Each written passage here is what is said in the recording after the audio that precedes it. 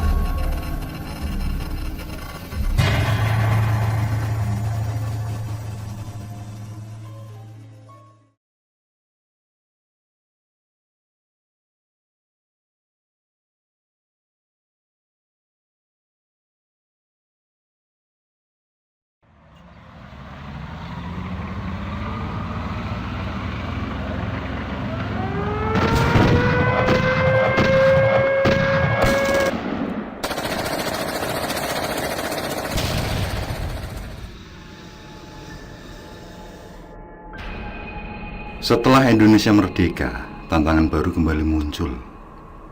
Pihak Belanda yang tidak rela atas kemerdekaan itu melakukan berbagai upaya untuk menduduki negara Indonesia.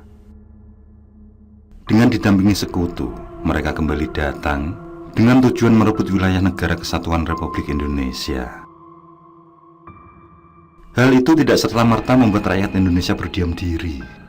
Dengan semboyan merdeka atau mati, seluruh lapisan bangsa bersiap melakukan pertempuran.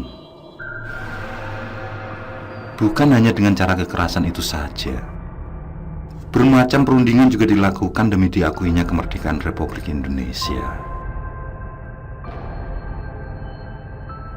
Perundingan pertama dilakukan antara pihak Belanda dengan Indonesia untuk membahas status kemerdekaan RI, di mana dihadiri oleh Perdana Menteri Sultan Syahrir dan wakil dari pihak Belanda.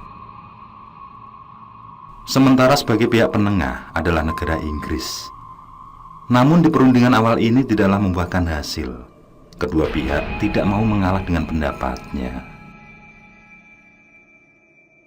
Setelah pertempuran di beberapa wilayah, akhirnya kembali dilakukan perundingan, yang kemudian dikenal dengan perundingan Linggarjati. Perundingan tersebut berlangsung pada tanggal 11 sampai 15 November 1946 di Linggarjati, Cirebon. Delegasi Indonesia dipimpin oleh Sultan Syahrir dengan anggotanya, Muhrum, Susanto, dan Aka Gani, yang juga dihadiri oleh Presiden Soekarno beserta wakilnya.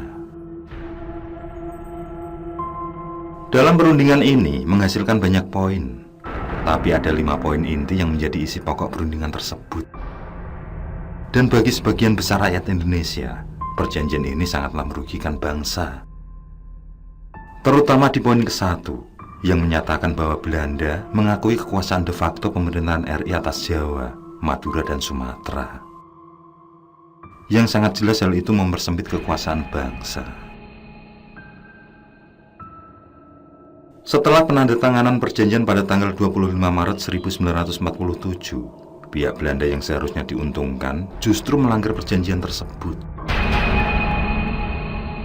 Mereka memperkuat pasukannya untuk merebut kembali negara Indonesia. Hingga pada tanggal 21 Juli 1947, terjadilah penyerangan pada bangsa yang telah merdeka atau dikenal dengan agresi militer pertama. Di sini, Belanda mampu menduduki Jawa Barat, Surabaya, Madura, Medan, dan Palembang, yang tentu melanggar perundingan Linggarjati.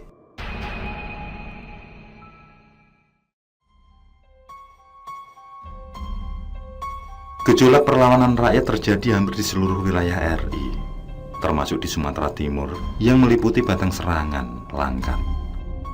Wilayah ini terlebih dulu dikuasai oleh pasukan Belanda. Kabupaten Langkat pada saat itu terbagi menjadi 2 bagian, yaitu pemerintah negara Sumatera Timur yang berkedudukan di Binjai dan NKRI yang berkedudukan di Pangkalan Berandan.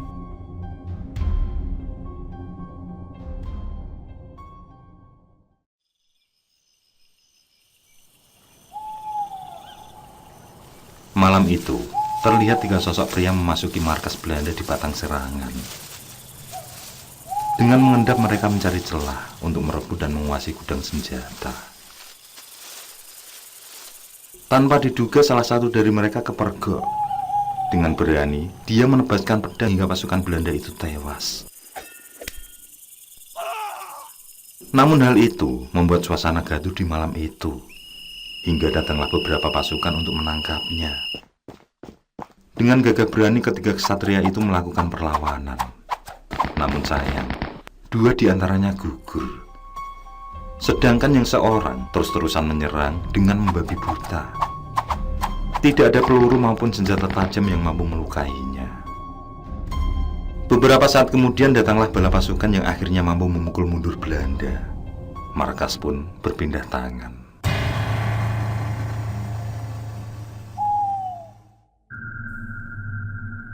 Pimpinan pasukan Ilyas Lebe, dia menanyakan keadaan sang pemberani tersebut, yang tampak lelah dan hanya mengalami luka ringan. Dengan tersenyum, beliau mengatakan baik-baik saja. Dialah Abu Bakar Amandiot.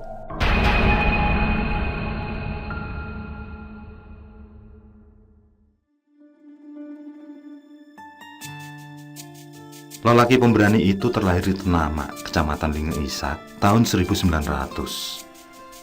Sejak kecil beliau dididik dalam keluarga muslim yang kuat, sehingga tumbuh menjadi seorang yang sabar dan pemberani. Beliau diberi gelar Pang atau Sang Pemberani oleh masyarakat Gayo karena kehebatannya dalam melawan Belanda.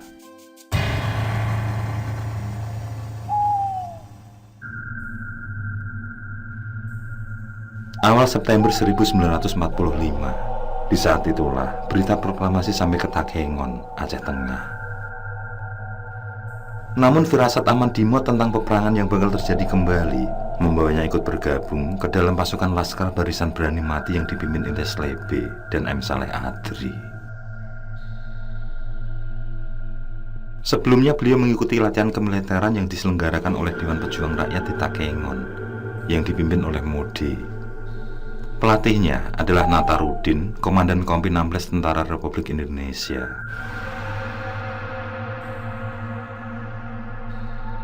Hingga di tahun 1947, saat terjadi gejolak agresi militer Belanda pertama, bersama pasukan lain asal Gayo, beliau menyerang Belanda ke Sumatera Timur. Mereka bergabung dengan pejuang setempat, menyerang Batang Serangan.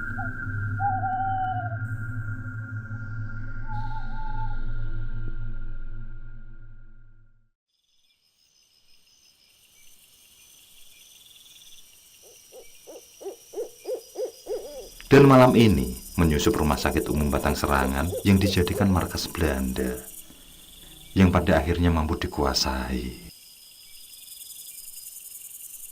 Para pejuang terus mengikuti pergerakan pemerintahan pusat, karena sudah barang tentu persediaan senjata mereka jauh di bawah Belanda. Para pasukan hanya mengandalkan senjata tradisional, juga senjata rampasan pasukan Jepang saja, berbeda dengan senjata musuh yang sangat canggih.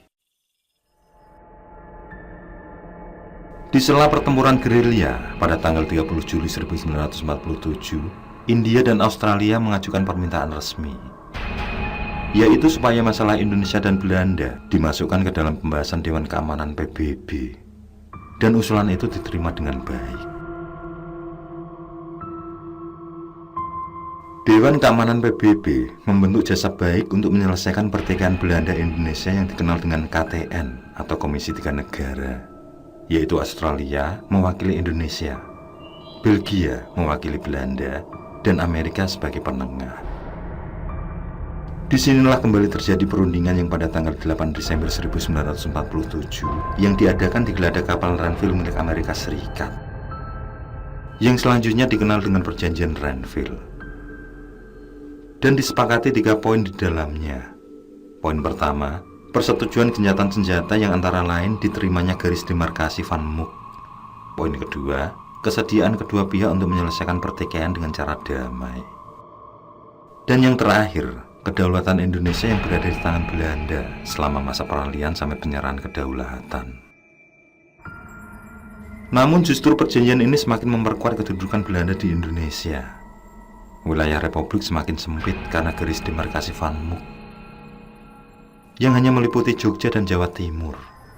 Selain itu, akibat dari perjanjian Renville, pasukan TNI yang masih berada di wilayah Belanda harus ditarik mundur. Merasa menang, penjajah selama 350 tahun itu mulai mendikte atas kemauannya tanpa persetujuan pemerintah Republik Indonesia, juga Kabinet Hatta. Pada bulan Maret 1948 di Jakarta, Belanda membentuk pemerintah federal sementara dengan Van Mook sebagai presidennya, yang disusul negara-negara boneka buatan Belanda. Di antaranya adalah negara Sumatera Selatan dengan Presiden Abdul Malik, negara Pasundan dengan Presiden Wiranata Kusuma, negara Jawa Timur dengan Presiden Kusumanegoro, dan negara Madura dengan Presiden Cakraningrat. Hal ini membuat gejolak para pejuang semakin membara. Hingga pada tanggal 18 Desember, pihak Belanda melalui radio Belanda mengumumkan bahwa perjanjian Renville telah berakhir. Sehari setelahnya, tepatnya 19 Desember 1948, terjadilah Operasi Gagak atau dikenal dengan agresi militer kedua.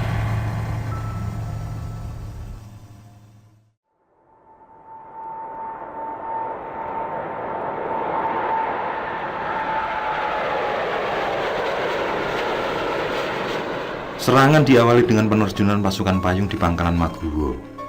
Mereka menduduki ibu kota Yogyakarta, yang berakibat presiden beserta wakilnya dan sejumlah menteri di Kepala Staf Angkatan Udara ditahan oleh Belanda. Dari sinilah Jenderal Sudirman memulai perang gerilya.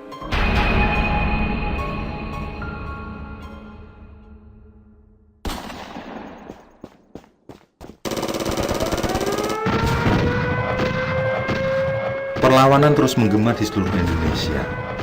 Bersama pasukan lain, Pang Aman Dimot meninggalkan Sumatera Timur dan kembali ke Aceh Tengah. Yang kemudian terbentuklah barisan Guerilla Rakyat Aceh Tengah atau yang dikenal dengan Bagura. Aman Dimot berada dalam barisan tersebut. Kumpulan para pejuang ini bertekad melakukan gerilya jangka panjang untuk mempertahankan kemerdekaan.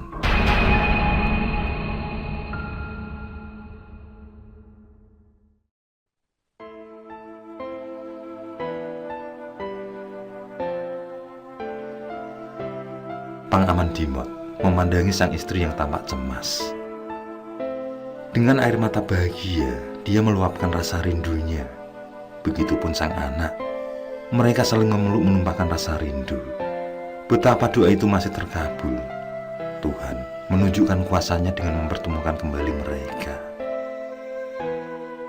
Meski ada desingan peluru di lain hari, tapi setidaknya hari ini nyawa itu masih terselamatkan.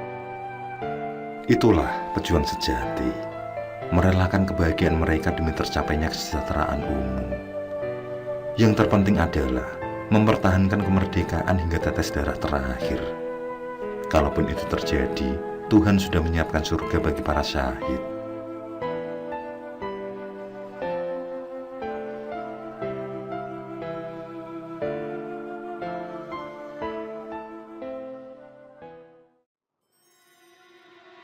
Setelah rindu itu terobati, muncullah Pang Ali Rema dan Pang Edem menjemput Aman Dimot. Ada tugas yang kembali memanggil. Sejenak mereka duduk bersantai, mencoba menghilangkan kalut yang mendera. Namun tetap saja obrolan itu menjurus pada pertempuran, satu hal yang sudah mendera daging. Pada 14 April hingga 7 Mei 1949, terjadilah perundingan Romroyen yang bertempat di Hotel Des Indes Jakarta. Nama Romroyen sendiri diambil dari kedua delegasi, yakni Muhammad Rom dari Indonesia dan Herman van Rooyen dari Belanda. Tujuan perundingan ini adalah untuk mengakhiri konflik dari agresi militer Belanda yang kedua, di mana pihak Belanda telah mengingkari perjanjian Renville. Juga adanya penahanan para pemimpin Indonesia yang menjadi kecaman dunia. Di sini, Dewan Keamanan PBB mengubah Komisi 3 Negara menjadi UNCI, United Nations for Indonesia, yang berperan membantu menyelesaikan permasalahan. Dalam perjanjian tersebut, disepakati bahwa masing-masing pihak akan menghentikan pertempuran. juga akan membebaskan para tahanan politik. Namun gejolak masih terjadi di Tanah Gayo. Pada bulan Mei 1949, atas instruksi Komando Resimen Divisi, yakni Tengku Cik Ditiro, barisan gurila yang diperkuat Laskar Mujahidin dari Takengon menuju Tanah Karo. Di sana Pang Aman Dimot menjadi salah satu pemimpin operasi, yang mana pasukan Bagura beberapa kali terlibat pertempuran. Pang Aman Dimot yang dipercayakan sebagai komando pertempuran terus menghadang dan menghancurkan konvoi Belanda.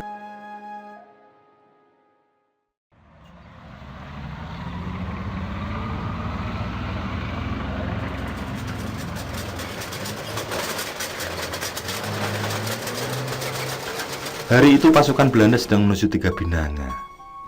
Pasukan Pang Aman Dimot yang bersiap pada posisi masing-masing menunggu mereka tiba di Jalan Raya Kaban Jaya jurusan Kota Cane. Begitu pasukan Belanda tiba, pertempuran sengit pun terjadi.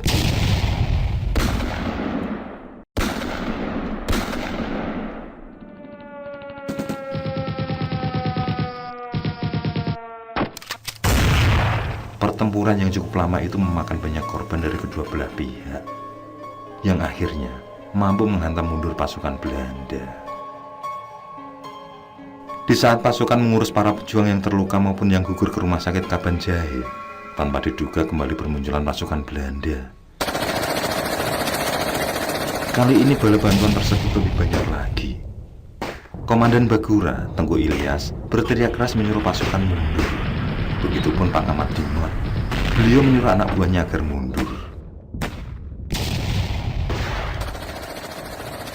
Berkebalikan dengan yang dilakukannya, bersama Pang Ali Rema dan Pang Erdem, beliau justru menunggu musuhnya datang.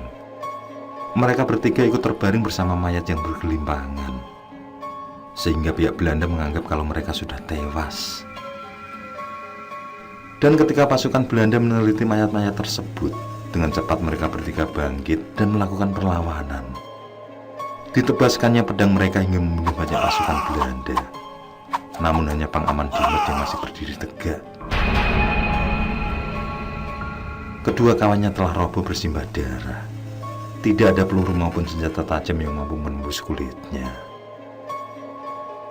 Pertempuran tidak seimbang itu terus berlanjut meski Pang Aman Dimot hanya sendirian. Dia sudah dikepung pasukan Belanda yang sangat banyak. Tanpa getar sedikit pun, dia terus memburu para pasukan di sekitarnya, lalu menebas dengan pedang. Hingga di saat mulai kelelahan, pasukan Belanda berhasil menangkap beliau. Pang Abu Bakar Aman Dimot mulai disiksa, tapi beliau benar-benar kebal senjata. Tidak ada sesuatu pun yang mampu melukai. Beberapa timah panas yang diarahkan padanya dianggap angin lalu. Pada akhirnya pihak Belanda menggilasnya dengan tank. Namun beliau masih hidup, yang kemudian dijejali granat dan diledakkan.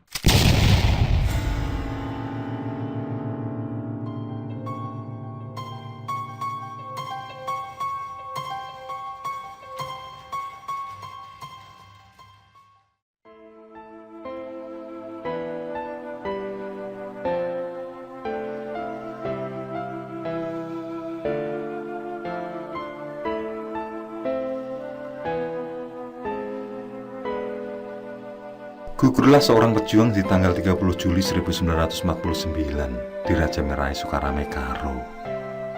Di sana pula beliau dimakamkan. 20 hari kemudian, Kepala Staf Angkatan Perang Republik Indonesia Sektor 3, Ulung Setebu, melalui surat pernyataannya mengungkapkan bahwa Aman Dimot telah bertemu dengan gagah berani di Raja Merai Tanah Karo, Sumatera Timur. Dan beliau telah gugur sebagai melati di pangkuan Ibu Pertiwi.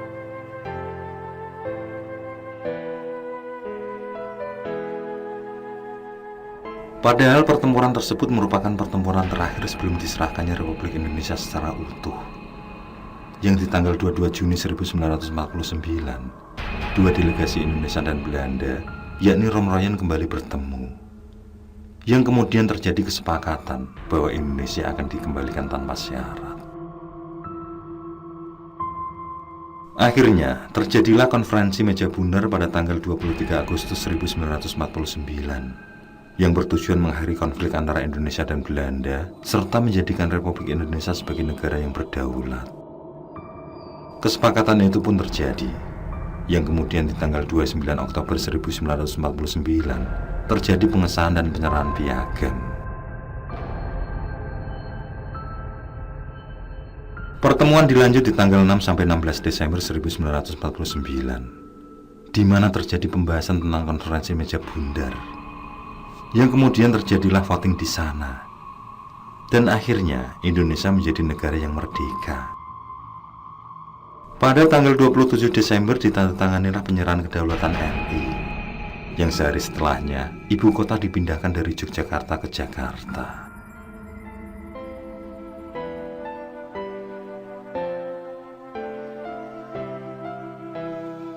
Di sisi lain, beberapa tahun kemudian, kerangka Pang Amandimot diangkat lalu dipindahkan 3 Binanga.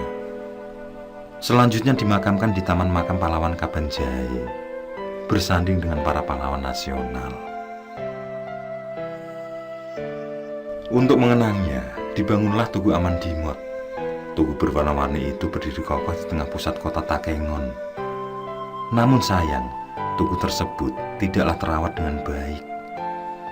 Upaya agar tugu tersebut dianggap sebagai tugu perjuangan belumlah maksimal, atau hanya mungkin sekedar mengisi kekosongan ruang publik saja. Tidak ada pesan tertulis akan kisah Satria Pang Abu Bakar Amandimot di sana. Belum tampak adanya penghargaan, hanya tulisan Tugu Amandimot, pahlawan Republik Indonesia yang terlihat. Seharusnya hal itu menjadi kesadaran bersama untuk membangun tanah gayo lebih beridentitas. Amandimot sendiri sudah didaftarkan sebagai pahlawan nasional ke Menteri Sosial dan mungkin masih dalam proses.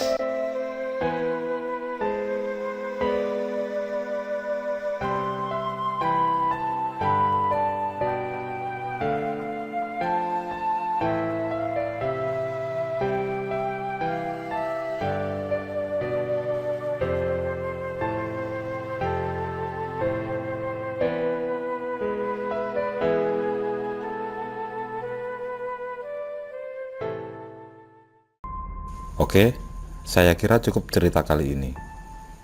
Untuk cerita-cerita lainnya, silahkan buka di bagian video dalam channel ini, di playlist cerita bergambar. Sekali lagi terima kasih ya.